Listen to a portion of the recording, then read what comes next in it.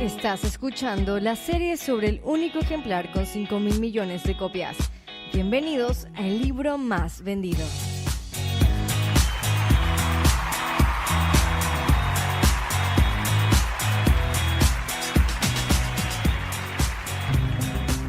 ¿Qué tal, amigos? Nuestro episodio de hoy es el cierre de la Torá, de la instrucción a un pueblo escogido. La segunda generación que quedó de Egipto está lista para entrar a la tierra que Dios le prometió a Abraham, pero antes recibirán una carga de consejos para esta nueva forma de vida. Ya no divagarán más por el desierto, ahora se quedarán en un solo lugar para formarse como una nación. La síntesis de este libro es: no te olvides de mi ley. Empecemos.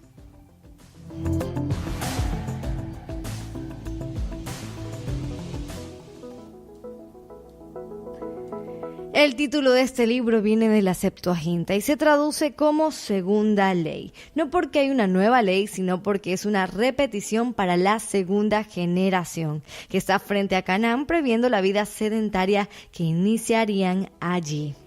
En hebreo se titula Devarim, que significa palabra, y su nombre, como todos los demás libros de la Torá, devienen de la primer frase con la que empieza la redacción de este libro. En esta repetición queda plasmado la importancia de cumplir la instrucción. El pueblo siempre había sido esclavo, pero ahora estaban a punto de entrar a una tierra y tenían que estar instruidos para vivir como gente libre. Recuerdo cuando iba a viajar a Argentina, iba a salir de casa para estudiar mi carrera profesional y mis padres no me iban a acompañar, por lo que mi mamá, al igual que Moisés, se tomó el tiempo de aconsejarme sobre todos los aspectos una y otra vez. Cómo comportarme, qué debía hacer, qué no. Como padres, cuando los hijos inician una nueva etapa, los consejos, instrucciones y guías se expresan con la única intención de que les vaya bien. Y este justamente es el corazón de Moisés aquí. Me impactó tanto ver que en cada capítulo están escritas frases como: cuidarás de poner por obra todo mandamiento, cuídate de no olvidarte de tu Dios para cumplir sus mandamientos. Y lo más increíble de esto es que este libro fue el más citado por el Mesías.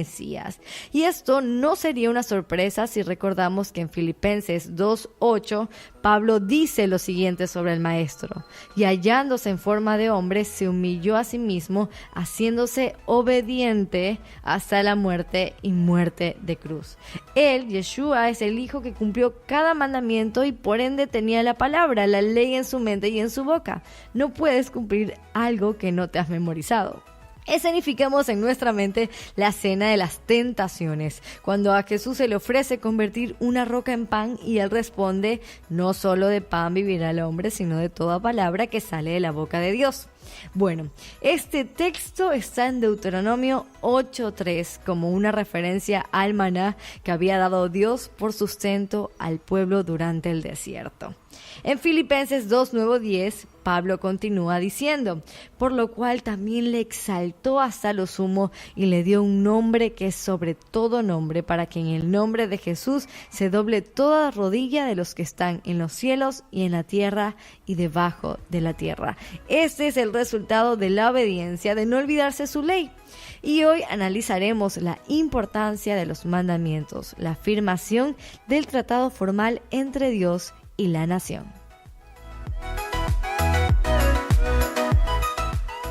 Vayamos adentrándonos en el qué de Deuteronomio. Este libro, que tiene 24 capítulos, posee la estructura de un tratado formal entre dos partes, dos protagonistas de la época. Se han encontrado tablillas con tratados hititas, un estado de la antigüedad y gran imperio, que muestran cuáles son los elementos que contenían los tratados de esa época. Por ejemplo, el tratado de Kadesh entre Egipto y los hititas. Pero veamos cuáles son los elementos y cómo están plasmados en el libro de Deuteronomio. Primero, presentación del orador, donde se identifica el autor y su derecho a hacer el tratado, y esto lo vemos en Deuteronomio del 1 al versículo 5, capítulo 1 del verso 1 al 5. En segundo lugar, el prólogo, repaso a la relación pasada entre las partes, y esto está presente en Deuteronomio capítulo 1 del verso 6 al capítulo 3 verso 29, donde Moisés relata a los nuevos israelitas, a esta segunda generación, lo que aconteció desde la salida de Egipto y la causa que provocó que la primera generación no entrara a la tierra prometida. Seguimos con las estipulaciones, una lista de obligaciones expuestas del capítulo 4 al 26. Luego hay estipulaciones relativas al documento, es decir, las instrucciones para la lectura pública. Esto lo hallamos en el capítulo 27 del verso 2 al 3. Continuamos dentro de los tratados típicos de la época con la sección de los testigos y generalmente identifica a los dioses que se invocan como testigos del juramento, y esto está en el capítulo 31 al 32. Y por último, maldiciones y bendiciones, es decir, cómo respondería la deidad a la vinculación o violación del tratado. Y estas especificaciones están detalladas en el capítulo 28 de Deuteronomio. Entonces, este libro no es una nueva ley, sino que resulta una repetición de la ley con el énfasis de no olvidar en cumplirla.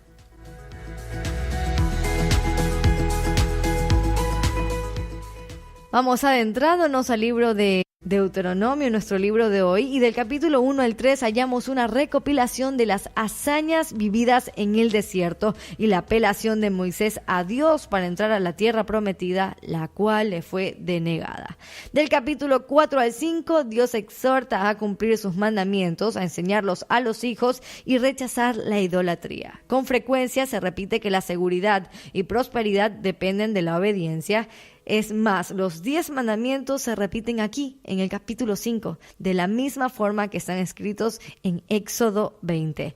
Uno de los textos más famosos de la Biblia y que constituye la base del Shema, la oración hebrea, es: Escucha Israel, el Señor uno es. Está en el versículo 4 del capítulo 6 de este libro. Hay una cuestión muy interesante con la palabra Shema, pues no solo implica escuchar. Desde el hebreo, esta palabra demanda 2 acciones: escuchar y obedecer.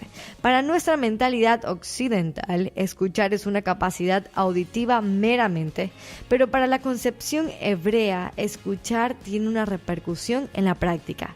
Si obedeces, es porque has escuchado.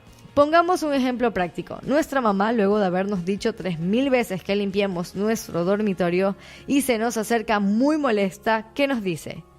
¿No me estás escuchando? Y es que ella no esperaba que oigamos su melodiosa voz, sino que lo hagamos, sino que pongamos en práctica lo que ella nos estaba diciendo.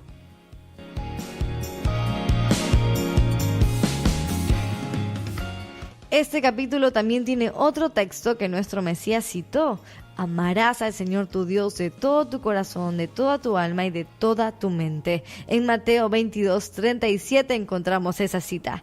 El pueblo hebreo, con el tiempo y con el fin de cumplir exactamente el mandamiento que dice que pondremos sus palabras en las puertas de nuestras casas, creó la mezuzá, que son una especie de bolsa o cuadradillo que se pega en la puerta de la casa y usualmente lleva el Shema escrito dentro del texto del capítulo 6.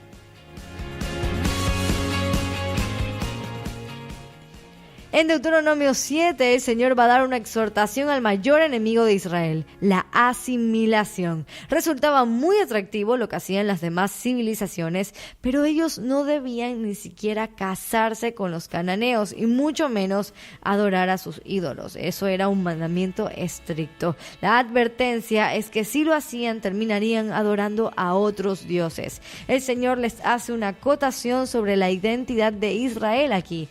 Él les dice: tú eres un pueblo santo para el Señor tu Dios. Adonai tu Dios te ha escogido para ser un pueblo especial, más que todos los pueblos que están sobre la tierra. No por ser vosotros más que todos los pueblos los ha querido el Señor y los ha escogido, porque ustedes eran el más insignificante de todos los pueblos. Versos 6 y 7. En el capítulo 8 vemos un recuento de la compañía y cuidado de Dios durante el desierto. Él proveyó de maná, no permitió que sus ropas se desgastaran ni que sus pies se hincharan. Aquí vemos una característica natural del hombre y es la queja a pesar del cuidado. A veces los milagros de Dios los vemos tan pero tan naturales que se nos olvida ser agradecidos. Quizás a esa generación le parecía muy normal seguir usando la misma ropa por más de 30 años o que les cayera comida del cielo. Y a nosotros, que lo vemos de lejos, nos parece increíble. Pero lo mismo nos pasa. De cuántas intervenciones diarias de Dios que nos parecen natural, nos sorprenderíamos si miramos desde lejos nuestra vida. ¿Cuántas cosas agradeceríamos si por un momento meditamos y pensamos en todo lo que Él ha hecho por nosotros y lo que hace constantemente? En el capítulo 9 y 10 va a haber un detalle de la rebeldía de Israel para afirmar que no los escogió por ser santos. En el capítulo anterior, en el libro de Números, descubrimos que el pueblo no quiso entrar a la tierra prometida y se quedó en Cades Barnea por miedo a los gigantes de Jericó. Y aquí Moisés recuenta este episodio y dice lo siguiente: cuando el Señor los envió desde Cades Barnea diciendo: subid y poseed la tierra que yo os he dado, también fuisteis rebeldes al mandato de vuestro Dios, y no le creísteis, ni obedeciste su voz. Rebeldes habéis sido al Señor desde el día que les conozco. Qué fuertes declaraciones de Moisés, eran una gran advertencia y recordatorio que no tenían nada de especial y que la elección fue por amor. Primera de Juan 4:19 dice: nosotros amamos a Dios porque Él nos amó primero. El capítulo 10 cierra con lo que Dios exige de su pueblo. Ahora pues, Israel, ¿qué pide el Señor de ti? Sino que temas al Señor tu Dios, que andes en todos sus caminos y que lo ames y sirvas al Señor tu Dios con todo tu corazón, con toda tu alma, que guardes los mandamientos del Señor y sus estatutos que te prescribo hoy para que tengas prosperidad. Versos 12 y 13. El énfasis de Moisés fue que el pueblo no olvidara sus mandamientos, como lo estamos viendo. Este era su último libro antes de morir, ya que estaba de edad avanzada y sabía que no iba a entrar a la tierra prometida. Incluso este texto podría sentirse como un ruego al pueblo de no olvidar su ley. En el capítulo 11 encontramos las bendiciones que el pueblo recibiría si guarda el pacto: largura de días, ser un pueblo numeroso, prosperidad en la agricultura, liberación de los enemigos y favor en la guerra. Del capítulo 12 al 15 encontramos una diversidad de ordenanzas para Israel contra la idolatría, especificaciones sobre animales limpios e inmundos, diezmos, esclavitud y primicias. En el capítulo 16 hallamos una explicación detallada de las fiestas anuales para el pueblo. Las fiestas de Israel estaban diseñadas para mantener a Dios en el pensamiento del pueblo y aún, en un nivel práctico, para fomentar la unidad de la nación.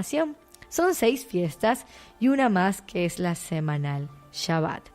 La primera fiesta, la Pascua, que conmemora la salida de Israel de Egipto y que este año se celebra del 20 al 27 de abril, así que ya estamos cerca. La segunda fiesta, la fiesta de las primicias. La tercera, Pentecostés, o llamada fiesta de las semanas, y se observa el día número 50 después de la Pascua. La fiesta de las trompetas, Yom Kippur, o día de la expiación, y la fiesta de los tabernáculos o enramadas.